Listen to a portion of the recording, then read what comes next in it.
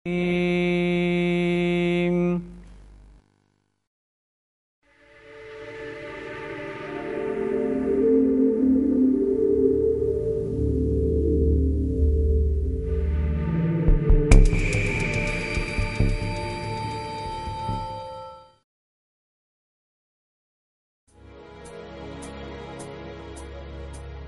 جو در بدر خاک بسر، وہ جو لٹ گئے بے گھر ہوئے، وہ نہ مانگے تم سے تمہارا گھر، نہ تمہارا سکھ نہ تمہارا در، وہ تو چاہتے ہیں گزر بسر انہی وادیوں میں عمر بھر، یہ کڑا وقت یہ تلخیاں، یہ گردشیں یہ بجلیاں، ہے ہمارے رب کا یہ امتحان۔ یہ لاش ہے اپنے ہی وطن میں بے وطن ہو جانے والے ایک معصوم کی، جس نے اپنی ماں کی کوکھ میں ہی در بدر ہونے کی اذیت سہی، اور پھر تپتے ہوئے خیمے میں جنم لینے کے محض چند دن بعد یہ پھول بن کھلے ہی مرجھا گیا، یہ خون خاک نشینہ تھا، رزق خاک ہوا۔ اس کا اور اس جیسے نہ جانے کتنے پھولوں کا وطن بلند و بالا پہاڑوں، دریاؤں، چشموں اور حسین وادیوں کی سرزمین آج آگ اور خون میں ڈوبی ہوئی ہے۔ جو وادیاں پھولوں کی خوشبو سے مہکتی تھیں وہ آج بارود کی بو سے بوجھل ہیں، جہاں آج خوف اور موت کا راج ہے۔ خانہ جنگی نے ہزاروں گھروں کو ملبے کا ڈھیر بنا دیا، 30 لاکھ سے زائد بے گناہ معصوم اور عزت دار لوگ نقل مکانی پر مجبور ہو کر اپنے گھر، اپنے کاروبار اور اپنی زمین چھوڑ کر آج کیمپوں میں پناہ لینے پر مجبور ہیں۔ ہزاروں بے گناہ نوجوان، بوڑھے، عورتیں، بچے اور بچیوں کو گولوں، گولیوں اور بارودی سرنگوں نے خاک و خون میں نہلا دیا، اور ان میں سے یہ ایک سارا ہے، بارود نے جسے ایک ٹانگ سے محروم کر دیا اور جس کے 2 جوان بھائی لاپتہ ہیں۔ میں خوازہ خیلا اپنے گھر جا رہی تھی، سڑک پر مارٹر توپ کا گولہ آ کر گرا جس سے میں زخمی ہو گئی۔ میرے ساتھ میرے 9-10 رشتہ دار بھی تھے جن میں 2 کی ہلاکت ہو گئی، ایک خالہ کی بیٹی اور ایک خالہ کی نواسی۔ ایک سارا ہی نہیں، ہوا کی نہ جانے کتنی بیٹیاں ان کیمپوں میں بے بسی اور اذیت کے ساتھ جینے پر مجبور ہیں، جن کا شاید اب کوئی مستقبل نہیں۔ مینگورا ہو یا کالام، سوات ہو یا بنیر، مالا کنڈ کا چپا چپا بے گناہ انسانوں کے خون سے گلنار ہے۔ ہزاروں بچے اور بچیاں اپنے خاندانوں سے بچھڑ گئے، اپنے وطن، اپنی زمین اور اپنے لوگوں سے محبت کرنے والے آج بے سر و سامانی کے عالم میں کیمپوں میں زندگی گزارنے پر مجبور ہیں۔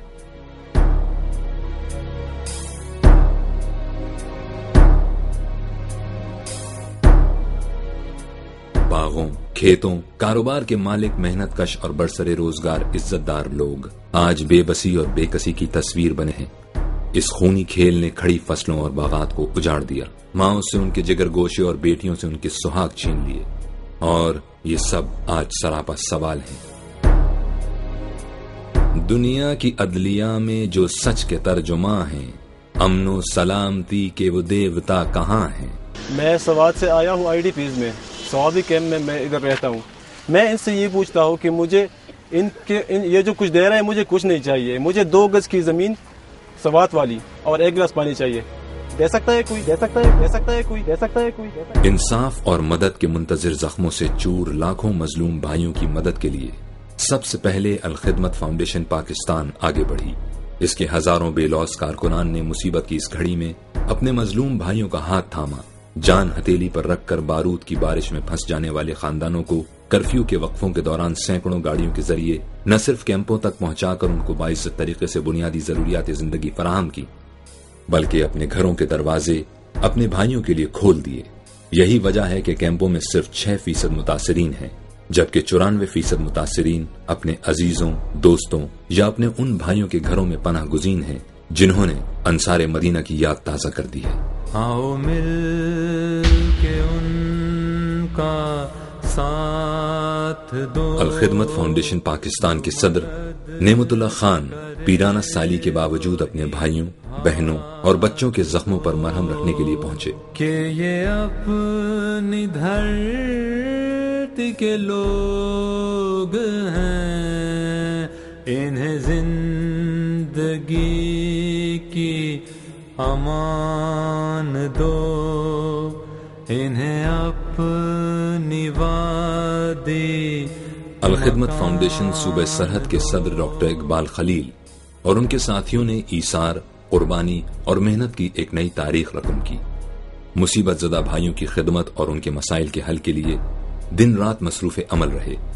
بہت سے رضاکار تو ایسے ہیں جو کئی دن اپنے گھروں سے دور اپنے مصیبت زدہ بھائیوں کی خدمت کرتے رہے۔ جمشید علی چار باغ۔ میں جمشید علی چار باغ کا رہنے والا ہوں۔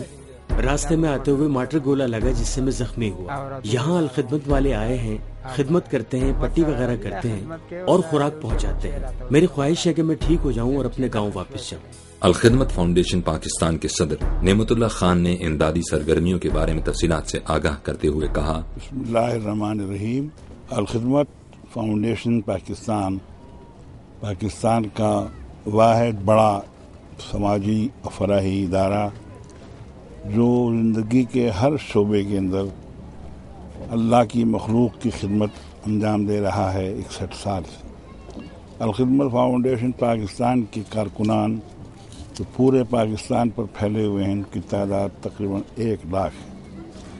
الخدمت فاؤنڈیشن پاکستان کو جو فنڈز ملتے ہیں اپنے بہی خواہوں سے جو خدمت خلق کے کام میں دلچسپی رکھتے ہیں، وہ ہم پر اعتماد کرتے ہیں اور ہم ان کے اعتماد کو کبھی مجروح نہیں کرتے۔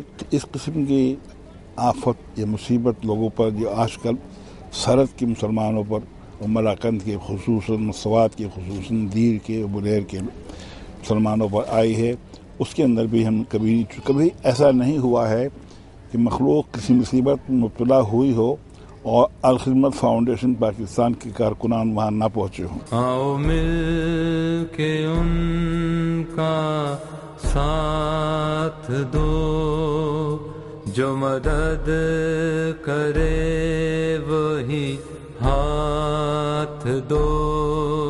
اور یہ امداد انتہائی منظم انداز میں نہایت ایمانداری سے مستحقین تک پہنچانے کا کام الخدمت ہی کر سکتی تھی۔ اسی لیے دنیا بھر کے ویلفیئر اداروں بالخصوص UKIM، Islamic circle of North America, Islamic circle of Japan, Yorkshire Christian charitable trust اور مخیر حضرات نے ہمیشہ کی طرح الخدمت سے تعاون کیا۔ الخدمت فاؤنڈیشن صوبہ سرحد کے صدر ڈاکٹر اقبال خلیل نے اس عظیم الشان کام کی تفصیلات بتاتے ہوئے کہا، الخدمت فاؤنڈیشن اپنے طور پر کوشش کر رہی ہے۔ ہم 13 اضلاع میں اس وقت ہمارا آپریشن ہے، جہاں سے بنیر اور دیر اور سوات کے لوگ نکل کے گئے ہیں۔ مختلف اضلاع میں انہوں نے پناہ لیے۔ ہر جگہ پر الحمدللہ الخدمت کے ساتھی ان کی خدمت کر رہے ہیں۔ اس میں خاص طور پہ ہم ایمبولینس سروس پرووائڈ کر رہے ہیں۔ ہم میڈیکل 24 مقامات پر اس وقت ہماری شفاخانے اور گشتی شفاخانے موبائل یونٹس کام کر رہے ہیں، جہاں پر خاص طور پہ جو بالکل قریب کے علاقے ہیں، سوات اور دیر سے ملکنڈ ایجنسی ہے، وہاں پر ہماری میڈیکل ٹیم کام کر رہی ہے 4 جگہوں پر۔ وہاں ہمارے 4 جگہ پر کیمپس ہیں۔ دیر میں ہمارے کیمپس ہیں، دیر بالا میں ہمارے کیمپس ہیں۔ یہ وہ علاقے ہیں جہاں حکومت بھی کام نہیں کر رہی، لیکن میں عرض کروں کہ یہ بہت بڑا مسئلہ ہے اور یہ ایک قومی مسئلہ ہے اور ہمیں پوری قوم کی حمایت چاہیے۔ حقیقت یہ ہے کہ ہمارے پاس اتنے وسائل نہیں ہیں کہ ہم لوگوں کی ضروریات پوری کر سکیں، کہ انشاءاللہ ہم اپنے ان متاثرین بہن بھائیوں کی آخری وقت تک خدمت کریں گے، اور انشاءاللہ مجھے پوری امید ہے کہ پوری پاکستانی قوم اس کام میں ہمارا ساتھ دے گی۔ الخدمت فاؤنڈیشن کے اس بے مثال اور جرأت مندانہ کردار کا اعتراف نہ صرف دنیا بھر میں بلکہ خود متاثرین بھی کرتے ہیں۔